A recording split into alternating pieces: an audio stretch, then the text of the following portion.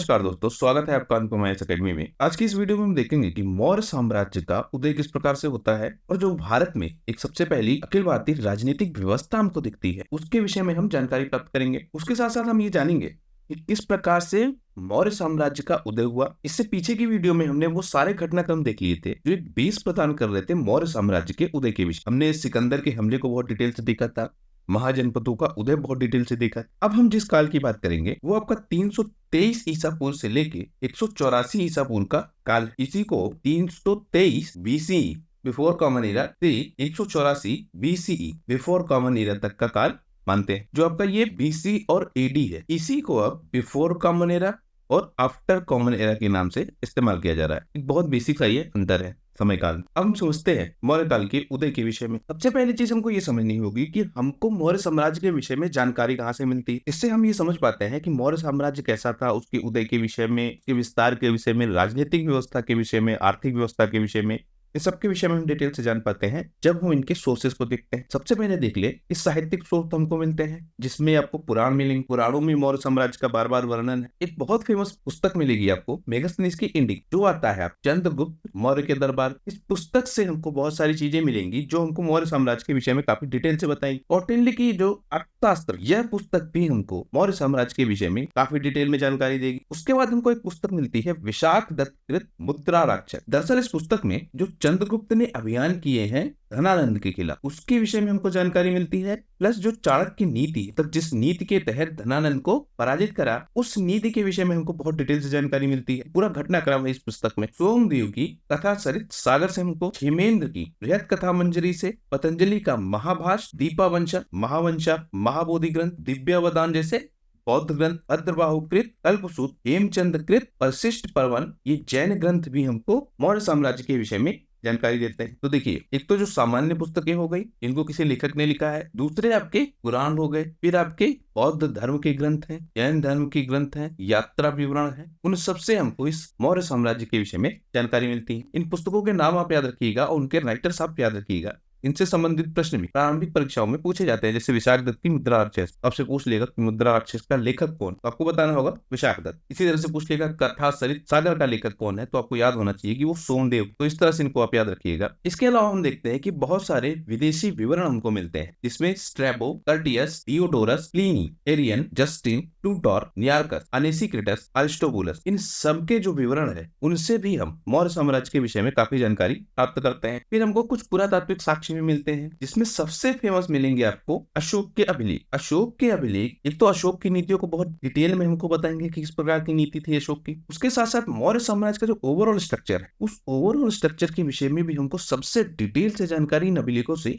मिलती है। अभिलेख जो है अशोक के, ये सबसे इंपॉर्टेंट है, इनको आप ध्यान रखिएगा। अभी हम देखेंगे कौन कौन से अभिलेख कहाँ कहाँ पाए जा रहे हैं, किस तरह के अभिलेख मिलते हैं अशोक के, वो सब हम देखेंगे। पर अभिलेख अशोक के एक बहुत इंपॉर्टेंट साक्ष्य होंगे मौर्य साम्राज्य के विषय में। फिर कुछ अन्य अभिलेख जैसे हमको मिलेंगे, कुछ अन्य राजाओं ने भी बनवाया है। जैसे एक आपको मिल रहा है कि एक शक महाक्षत्रप तक साम्राज्य के राजा है, इनका नाम है रुद्रदाम। इनका हमको अभिलेख मिलता है जूनागढ़ अभिलेख। इस अभिलेख से भी हमको मौर्य साम्राज्य के विषय में जानकारी मिलती है। फिर काली पॉलिश वाले जो मृद भांड है, northern black polished where, NBPW, northern black polished where, तो उससे भी हमको काफी जानकारी मिलती है जो इस कालखंड से संबंधित है। चांदी व तांबे के पंचमात सिक्के हमको मिलते हैं, और जो आपके ये पंचमात सिक्के हैं ये मुख्यतः हमको किसके मिलेंगे, चांदी के मिलेंगे, तो इनसे भी हमको जानकारी मिलती है। फिर हम देखते हैं जो बौद्ध साहित्य, उसमें दिव्यावदान, अशोकावदान, महावंशा, दीपावंशा, इन सब से हमको एक डिटेल इंफॉर्मेशन मिलती है मौर्य साम्राज्य के विषय में। देखिए, परीक्षाओं में मौर्य साम्राज्य के विषय में बहुत डिटेल से पूछा जाता है, और खास करके जो इनकी राजनीतिक व्यवस्था है प्लस इनकी जो आर्थिक व्यवस्था, इसके विषय में बहुत डिटेल से आपसे पूछा जाता है। और जब हम बात करेंगे अशोक की नीतियों की, तो उसका रेफरेंस आज की राजनीतिक व्यवस्था में भी कहीं न कहीं लिया जाएगा। फिर एक व्यक्ति आप याद रखिए जो आपका ये कौटिल्य है, जिनको चाणक्य कहा जाएगा, और विष्णुगुप्त इनका मुख्यतः नाम होगा। इनके विषय में बहुत डिटेल से एनालिसिस करने की जरूरत पड़ती है हमको, क्योंकि जो इनकी नीतियां हैं वो हमको आज की डेट में भी कहीं ना कहीं प्रभावित दिखती है। जैसे कौटिल्य की एक नीति हम देखेंगे कि जो उत्तर पश्चिम में भारत पर आक्रमण हो रहा था, उस आक्रमण से बचने के लिए जो इनकी नीति थी वो कहती थी एक संयुक्त भारत, या हम कहें राजनीतिक एकता की ये बात करते थे। और उस राजनीतिक एकता का प्रभाव हम देखेंगे कि मौर्य साम्राज्य के समय जो उत्तर पश्चिम के आक्रमण वो हमको नहीं दिखेंगे, और अगर होंगे भी थोड़े बहुत तो उनका कोई प्रभाव नहीं होगा। क्यों?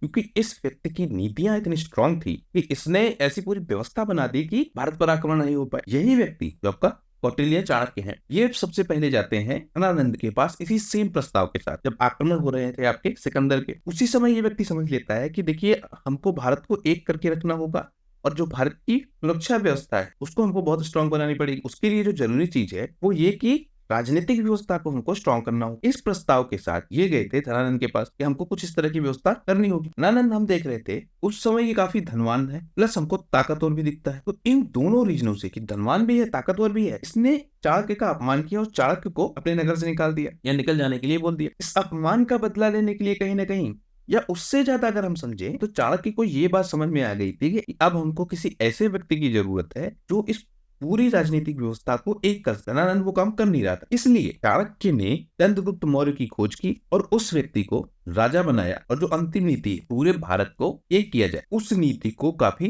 प्रभावित रूप से लागू किया। अब आपसे मेंस में कभी कभी प्रश्न पूछ लेता है कि मान लेते हैं कि इस समय पे चाणक्य थे, मौर्य साम्राज्य के समय पे, और फिर आपसे पूछेगा कि अगर मौर्य साम्राज्य के बाद ऐसा कोई व्यक्ति मिला होता जो चाणक्य की तरह सोचता या चाणक्य जैसा हो, तो क्या भारत पर उत्तर पश्चिम के जो आक्रमण है वो हो पाते या सफल हो पाते वो आक्रमण? इस तरह का एनालिसिस वाला क्वेश्चन आपसे पूछ लेगा। तो जो नीतियां हैं चाणक्य की, उनके विषय में भी हमको डिटेल से समझना हो। अब अपने टॉपिक पे वापस आते हैं कि जो रेफरेंसेस हमको मिल रहे हैं मौर्य साम्राज्य के विषय में, उसमें हमको अशोक के शिलालेख सबसे डिटेल से देखने हो, जिसमें आप पाएंगे कि ये लेख प्राकृत भाषा में लिखे गए हैं और ब्राह्मी लिपि में लिखे गए हैं, मुख्यतः से ज्यादा इसी भाषा में और इसी लिपि में आपको मिलेंगे। लेकिन हम देखेंगे कि खरोष्टी लिपि में भी इनका लेखन किया जाएगा और खास करके उत्तर पश्चिमी भागों में। अब देखिए, जो लेखन विधि है उसमें स्थानीयकरण का काफी महत्व हमको मिलता है अशोक के अभिलेख। जिस क्षेत्र में अभिलेख लिखे जाएंगे वहां की भाषा का, वहां के लोगों का खास ध्यान रखा जाएगा कि उनको ये बातें समझ में आनी चाहिए। फिर हमको ग्रीक और अरमैक में भी कुछ शिलालेख मिलेंगे, और ये हमको कहाँ मिलेंगे?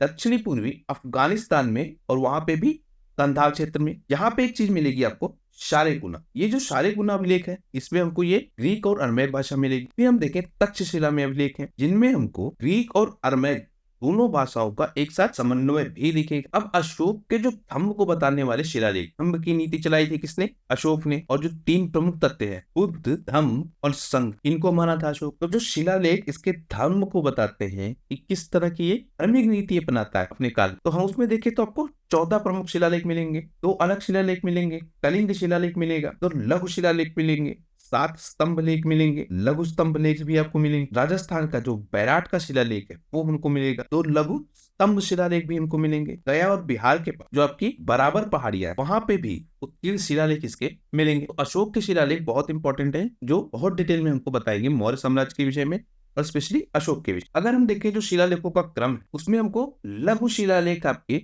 सबसे पुराने मिलेंगे, मतलब इनको सबसे पहले बनाया गया। फिर हमको प्रमुख शिलालेख है वो मिलेंगे, और स्तंभ लेख हमको सबसे बाद में मिलेंगे। तो देखिए, ये आपका जैसे शिलालेख का हो गया, लघु शिलालेख का ये साक्ष्य है। फिर आपको मिलेगा प्रमुख शिलालेख, जो बड़े बड़े शिलालेख लिखे जाएंगे वो हमको मिलेंगे। फिर मिलेगा आपको स्तंभ लेख। स्तंभ लेख हमको सबसे आखिरी में मिलेगा। तो सबसे पहले छोटे छोटे शिलालेख बनेंगे, फिर बड़े शिलालेख बनेंगे, और फिर हमको मिलेंगे स्तंभ लेख। इस क्रम में इन शिलालेखों का विकास होगा। अगर हम जो अशोक के शिलालेख है उनको देख तो लगभग हम पूरे भारत में ये शिलालेख मिलते हैं, या जहां जहां मौर्य साम्राज्य, वहां पे हमको अशोक के शिलालेख मिलेंगे। जैसे आप देखिए, गांधार तक इनकी सीमा है, तो इस सीमा तक हमको शिलालेख मिल रहे हैं। शहबाजगढ़ी का शिलालेख, दिल्ली का आपका जो टोपरा का शिलालेख, मेरठ में शिलालेख है, कलसी में शिलालेख, लुम्बिनी में देखिए आप शिलालेख, रामपुरवा में शिलालेख है, लौरिया में देखिए शिलालेख। दक्षिण भारत में आप देखेंगे तो येरागुड्डी का शिलालेख। तो लगभग आप समझिए कि पूरे भारत में इनके शिलालेख मिल रहे हैं, लघु शिलालेख भी, पीलर शिलालेख भी और बड़े शिलालेख। अब हम समझे कि चंद्रगुप्त मौर्य का उदय किस प्रकार से हो रहा है। अगर हम इनका शासनकाल देखते हैं तो हमको 323 से 298 ईसा पूर्व या बिफोर कॉमन एरा या बीसी जिसे कहा जाता है,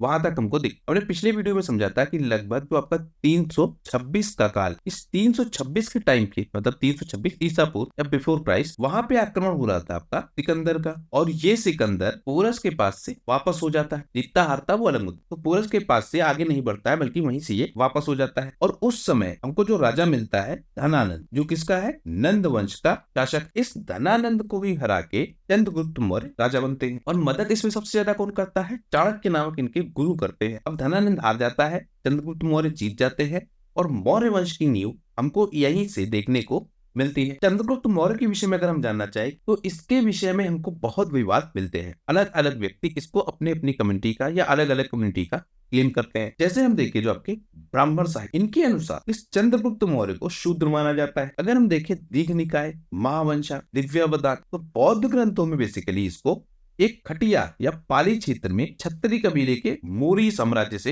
या मौर्य लोगों को इनको माना जाता है और कहा जाता है कि यहीं से इनका नाम मौर्य पड़ा है और इनका जो शासन क्षेत्र है वो हमको पिपली वन में मिलता है। महाबोधि वंश देखें अगर हम तो वो कहता है कि ये किसी राजकुल से संबंधित है और राजा बनते हैं। फिर हमको विशाख दत्त का जो मुद्रा राक्षस जो सबसे डिटेल इंफॉर्मेशन देता है इस चंद्रगुप्त मौर्य के बारे में और खास करके जो धनानंद के खिलाफ नीतियां थी जिसके तहत इन्होंने धनानंद को पराजित किया था। क्योंकि आप समझिए धनानंद उस समय बहुत ताकतवर था। इसकी ताकत का अंदाजा आप इससे लगाइए कि जो सिकंदर की सेना है वो सेना ये हिम्मत नहीं कर पाती है कि वो धनानंद के खिलाफ आक्रमण भी करे। इतनी बड़ी सेना है धनानंद, उस धनानंद के खिलाफ चंद्रगुप्त मौर्य जीतते कैसे हैं वो पूरी बात हमको मुद्रा राक्षस में देखने को मिलती है। पूरा घटनाक्रम उसमें लिखा गया है। आपने कई सीरियल्स भी देखे होंगे जिसमें दिखाया गया है कि चंद्रगुप्त मौर्य इनकी नीतियों के तहत इस धनानंद को पराजित करते हैं। तो इस मुद्रा राक्षस में हम देखें तो चंद्रगुप्त को जो बताया गया है कि ये किसी निम्न जाति से संबंधित, एक शब्द मिलता है हमको वृषल, तो इस वृषल जाति से इनको संबंधित बताया जाता है। हुंडीराज नामक एक लेखक इसने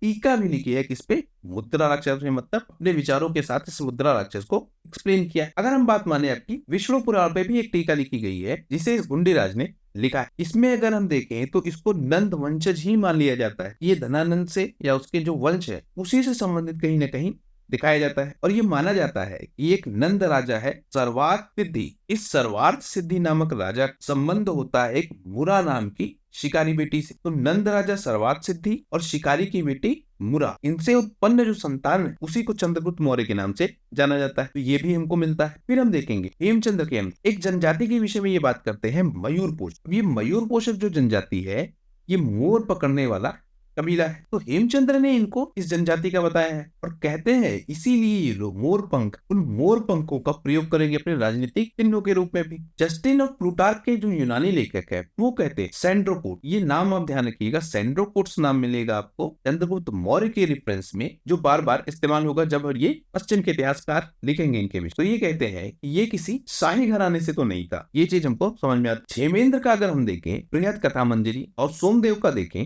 कथा सरित सागर, तो इसमें कहते हैं कि ये जो चंद्रगुप्त मौर्य है ये शूद्र। तो देखिए अलग अलग रेफरेंस मिल रहे हैं। कुछ लोग इसको राजवंश से कनेक्ट करके देख रहे हैं, कुछ लोग इसको मान रहे हैं कि ये शूद्र है और कुछ लोग मान रहे हैं कि किसी क्षत्रिय कबीले से भी संबंधित हो सकता है। तो दो तीन बातें आपने समझ ली, या तो ये चंद्रगुप्त शूद्र है या इसका राजवंश से संबंध है या किसी कबीले से ये संबंधित। तो कुल मिला के बात जो है वो ये है क्षमता। और अगर ये क्षमतावान है इसको एक गाइडेंस मिल जाती है किसकी, चाणक्य की। तो क्षमतावान व्यक्ति को गाइडेंस मिल जा रही है चाणक्य जैसे व्यक्ति की या चाणक्य जैसे योग्य व्यक्ति, और उसकी बेसिस पे ये क्या करता है, साम्राज्य स्थापना। इतना मुख्यतः आपको याद रखना है। आपको एक लेखक मिलता है विलियम जोन्स। ये वो विद्वान है जिसने सबसे पहले जो सेंड्रोकट्स है इसको बताया था कि ये चंद्रगुप्त मौर्य ही हमको मिलते हैं। उस सेंड्रोकट्स के रूप में चंद्रगुप्त मौर्य की पहचान करने वाला प्रथम व्यक्ति हमको विलियम जोन्स मिलता है। एरियन और फ्लूटार्क की बात करें तो ये इसको कहते हैं एंड्रोकोट। और अगर हम बात करें जस्टिन तो ये भी इनको पुकारता है किस नाम से, सेंड्रोकोट्स। तो दो नाम आप याद रखिए, एक तो सेंड्रोकोट्स, दूसरा आपका एंड्रोकोट। तो सेंड्रोकोट और एंड्रोकोट इन दोनों नामों से चंद्रगुप्त मौर्य का हमको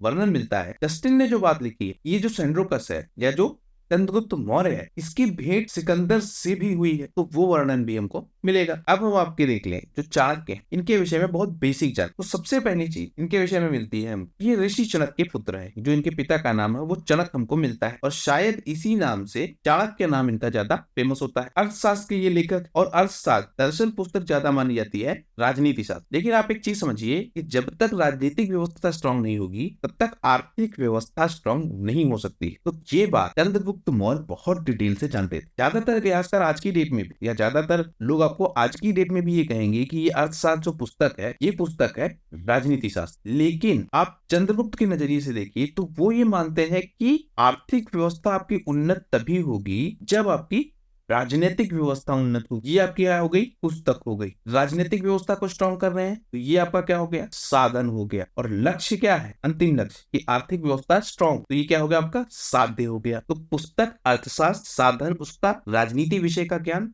और साध्य क्या है, आर्थिक व्यवस्था को उन्नत करना। तो ये चाणक्य के विषय में आप देख लीजिए। इसीलिए पुस्तक का नाम हमको क्या मिलता है, और विष्णुगुप्त भी नाम हमको मिलता है चाणक्य का। ये बहुत बार परीक्षाओं में पूछा गया है कि विष्णुगुप्त किसका नाम है, तो ये चाणक्य का ही नाम है। पुराणों में इन चाणक्य को द्विजर्षम या श्रेष्ठ ब्राह्मण के रूप में जाना जाता है। साप्तांग सिद्धांत हमको मिलते हैं। यही जो साप्तांग सिद्धांत, ये जो चाणक्य की राजनीतिक व्यवस्था है उसको बहुत डिटेल से समझाते हैं, जिसमें आपको राजा, अमात्य, अमात्य मतलब मंत्री, आप यहाँ समझिए, जनपद, दुर्ग की व्यवस्था, कोष की व्यवस्था, दंड की व्यवस्था और मित्र, ये 7 सिद्धांत हैं जिनके विषय में चाणक्य बहुत डिटेल से लिखते हैं। हम इन सिद्धांतों को अलग से देखेंगे काफी डिटेल में, क्योंकि इनसे संबंधित मेंस में क्वेश्चंस आते हैं।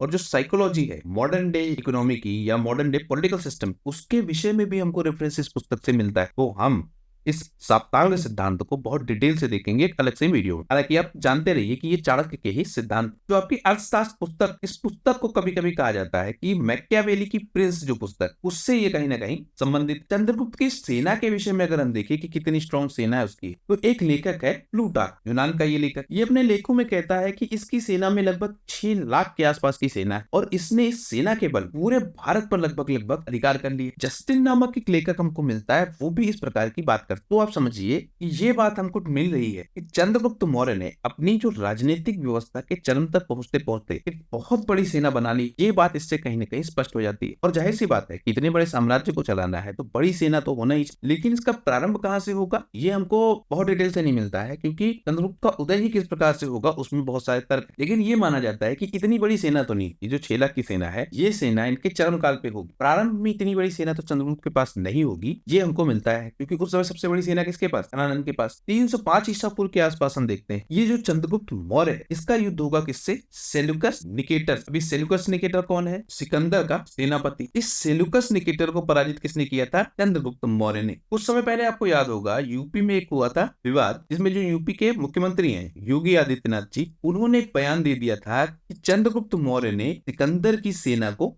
हराया था। आप रेफरेंस उठा के देखिए तो आपको ये मिलेगा कि सेल्यूकस जो सेनापति है सिकंदर का, उसको चंद्रगुप्त मौर्य ने हराया। जैसे आप पढ़ेंगे जब मुगल का, तो मुगल काल में आपको मिलेगा, मान लेते हैं हल्दी घाटी। हालांकि इस पे भी विवाद है, वो हम देखेंगे इसके समय में। लेकिन हल्दी घाटी में माना जाता है कि जो आपके महाराणा प्रताप ये हार गए, और हारे किससे, अकबर से। अब अकबर ने क्या ये युद्ध लड़ा था, अकबर तो एक टीले पे था, अकबर तो युद्ध के मैदान में आया ही नहीं, तो काफी दूर से युद्ध का वो अवलोकन कर रहा था। एक पद्धति होती थी मुगलों में खासकर। अकबर उस समय युद्ध के मैदान में नहीं आया है, और युद्ध वास्तव में लड़ कौन रहा है, मान सिंह। अभी मान सिंह कौन है, सेनापति है अकबर का। तो मान सिंह युद्ध लड़ रहा है महाराणा प्रताप के खिलाफ। अगर हम इनकी बात माने कि ये युद्ध जीत लिया किसने, मान सिंह ने, तो अंत में क्या कहा जा रहा है कि हल्दी घाटी के युद्ध में अकबर ने महाराणा प्रताप को हरा दिया। अगर सिचुएशन रिवर्स करते, मान लेते हैं कि जो तर्क दिया जाता है कि महाराणा प्रताप जीते, तो आपको ये भी तो मानना पड़ता अकबर हारा। अब ये थोड़ी ना कहते कि मानसिंह हारा, मतलब अगर अकबर हारता तो मानसिंह हारा थोड़ी ना माना जाता, माना तो अकबर को हारा माना जाता। तब युद्ध में राजा को ही तो माना जाएगा कि हारा है कि जीता है। तो ये सेल्यूकस निकेटर किसका सेनापति है, सिकंदर का। और आपको याद होगा हमने बात की थी, सिकंदर था क्या, आयल, क्या लगा था उसको, आला लगा था। 2 साल के बाद इसकी मृत्यु हो जाती है। तो इस सेल्यूकस निकेटर को पराजित किसने किया था, चंद्रगुप्त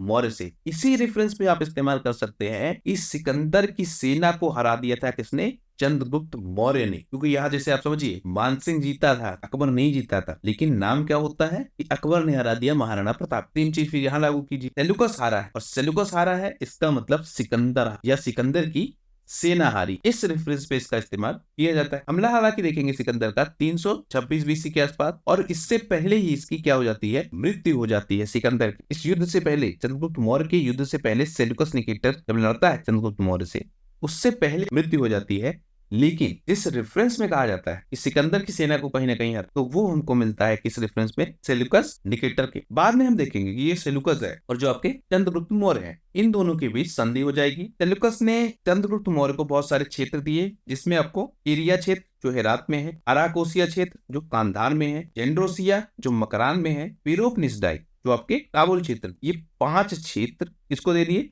चंद्रगुप्त मौर्य को। और 500 हाथी किसने दिए, चंद्रगुप्त मौर्य ने इस सेल्यूकस। तो सेल्यूकस को उपहार स्वरूप 500 हाथी दिए गए और सेल्यूकस ने चंद्रगुप्त मौर्य को इन 5 क्षेत्रों पर अधिकार दे दी। इसके साथ साथ हम देखते हैं सेल्यूकस की एक पुत्री है, इसका नाम मिलता है आपको हेलेना। इस हेलेना का विवाह हो जाता है किससे? चंद्रगुप्त मौर्य। चंद्रगुप्त मौर्य के विषय में आप ध्यान रखिएगा, 3 विवाह इनके हमको मिलते हैं, जिसमें से एक हमको हेलेना मिलती है। इसी के समय जो आपका मेगास्थनीज है वो हमको एक राजदूत के रूप में मिलता है चंद्रगुप्त मौर्य के दरबार। तो सेल्यूकस निकेटर का जो मेगास्थनीज नामक व्यक्ति है वो हमको नियुक्त मिलता है चंद्रगुप्त मौर्य के दरबार में, और किस रूप में? एक राजदूत के रूप। इसी तरह के राजदूत हमने पीछे देखे थे कि नियुक्त किए जा रहे थे अलग अलग क्षेत्रों में। अगर हम बात करें चंद्रगुप्त मौर्य के शासन क्षेत्र, किस क्षेत्र तक इनका शासन, तो हमको ये मिलता है कि उत्तर में कश्मीर से लेके पूर्व में बंगाल तक, दक्षिण में कर्नाटक तक, और उसमें स्पेशली मैसूर के क्षेत्र तक, उत्तर पश्चिम में पारस की खाड़ी तक, इन सारे क्षेत्रों में हमको चंद्रगुप्त मौर्य का शासन क्षेत्र दिखता है। तो लगभग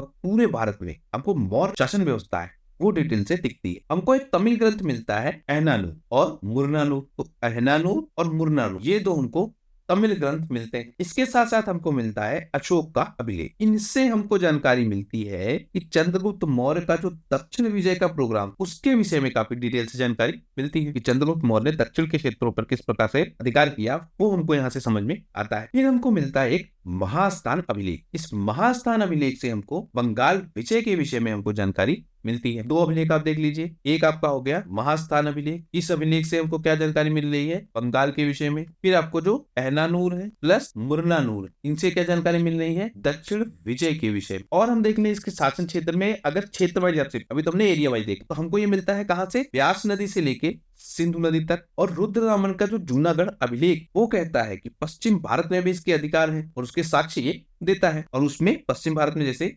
अन्य सौराष्ट्र का क्षेत्र, इन सबके विषय में हमको जानकारी मिलती है कि इन क्षेत्रों पर कहीं ना कहीं चंद्रगुप्त मौर्य का अधिकार है। एक व्यक्ति हमको मिलता है जो संबंधित है किससे? चंद्रगुप्त मौर्य से। इसका नाम हमको मिलता है पुएगुप्त, या कुछ जगह आपको ये पुण्यगुप्त भी मिल सकता है। तो आपको जो ये पुएगुप्त है या जो आपका पुण्यगुप्त है, इसने सिंचाई के लिए एक बांध का निर्माण करवाया है, ये साक्ष्य हमको इस रुद्रदामन के जूनागढ़ अभिलेख से मिलेगा। जैन ग्रंथों की बात माने तो ये भी यही कहते हैं कि सौराष्ट्र के क्षेत्र पर भी इसका अधिकार मिलता है, बल्कि ये यहाँ तक कहते हैं कि अवंती का जो क्षेत्र, उस क्षेत्र पर भी हमको चंद्रगुप्त मौर्य का अधिकार दिखता है। तो इन सारे रेफरेंसेस का इस्तेमाल कर हम ये जान पाते हैं कि चंद्रगुप्त मौर्य का जो शासन क्षेत्र वो कितने बड़े क्षेत्र तक फैला है।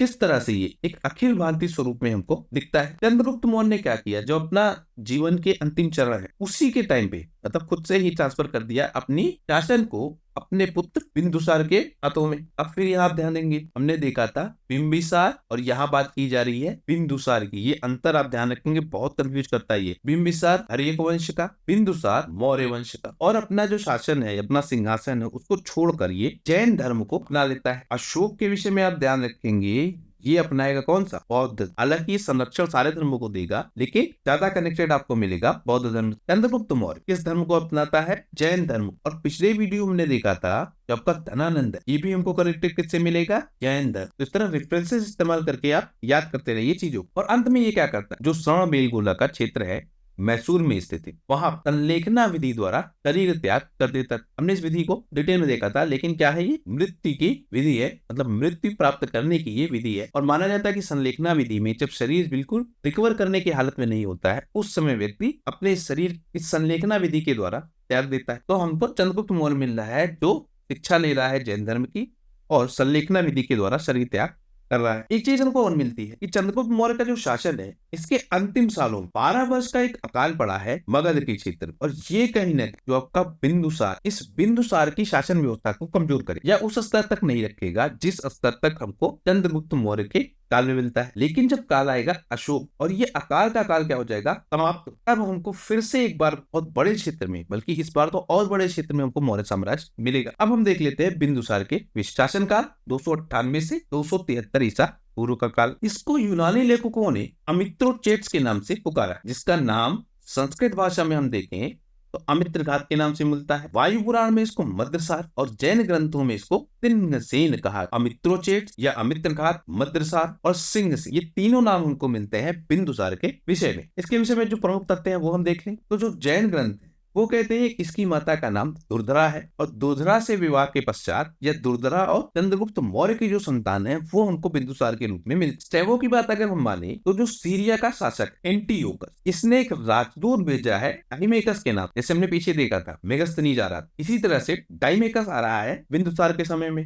प्लिनी की बात अगर हम माने तो जो मिस्र का शासक टॉमली द्वितीय, ये भी अपना एक राजदूत भेज रहा है डायनोसियस के नाम। ये डाइमेकस है, ये डायनोसियस है। डायनोसियस मिस्र का, सीरिया का डाइमेक, ये दोनों आते हैं किसके काल में? बिंदुसार के काल में, इसके दरबार में। और जो आपका ये डायोनिसियस, ये हमको कहीं ना कहीं कनेक्टेड मिलता है अशोक के दरबार। और कुछ लोग ये मानते हैं कि शायद ये अशोक के काल में भी आया। तो डायोनिसियस ये आता है मौर्य दरबार, और इसको भेज कौन रहा है? मिस्र का शासक, जिसे टॉमली द्वितीय कहते हैं, और पूरा नाम क्या है? टॉमली द्वितीय फिलाडेल। ये व्यक्ति भेज रहा है किसको? डायोनिसियस को। महाभाष्य में हम देखें तो अमित्र घाट या अमित्र घाट के नाम से इसका वर्णन मिल रहा है, और वही यूनानी लेखक इसको अमित्रोखेट, लिट्राहेट इन नामों से उल्लेखित कर रहे हैं। तो ये बिंदुसार के विषय में बहुत बेसिक जानकारी है। एथेनियस नाम का एक यूनानी लेखक है, और ये कहता है कि बिंदुसार का जो संपर्क है वो सीरिया तक के क्षेत्र में हमको मिलता है, और यहाँ का जो शासक है एंटियोकस, इस एंटियोकस के साथ इसके मैत्रीपूर्ण संबंध हमको मिल रहे हैं। अब देखिए राजदूत आ रहे हैं आपके, हम क्यों देख रहे हैं इन तत्वों को? राजदूत भी आ रहे हैं आपके, प्लस हमको संबंध मिल रहे हैं कैसे? मैत्री। तो इन दोनों कारणों से हमको ये समझ में आता है कि प्रभाव जो है मौर्य साम्राज्य, वो हमको इन क्षेत्रों में देखने को मिलेगा, और उसकी वजह से हम ताकत का अंदाजा लगा पाएंगे मौर्य साम्राज्य की राजनीतिक व्यवस्था की ताकत जो स्टेब्लिश की है चाणक्य ने, जिसकी वजह से जो उत्तर पश्चिम का क्षेत्र है उससे विदेशी आक्रमण जो होंगे वो रुक जाएंगे। और इस मैत्रीपूर्ण संबंध के विषय में कहा है बिंदुसार ने भी 3 चीजें मांगी थी, मीठी शराब, सूखी अंजीर और दार्शनिक नहीं दिया था। दिव्यावधान के अनुसार बिंदुसार के समय में तक्षशिला का जो क्षेत्र है वहां हमको 2 विद्रोह मिलते हैं। अब ध्यान रखेंगे 12 साल का अकाल है, और इससे आप रेफरेंस इस्तेमाल करेंगे कि संसाधन जब कम होंगे तब विद्रोह होने की जो संभावना है वो ज्यादा हमको दिखेगी, या जनता में असंतुष्टि जो है वो हमको ज्यादा दिखेगी। तो तक्षशिला में हो रहा है क्या?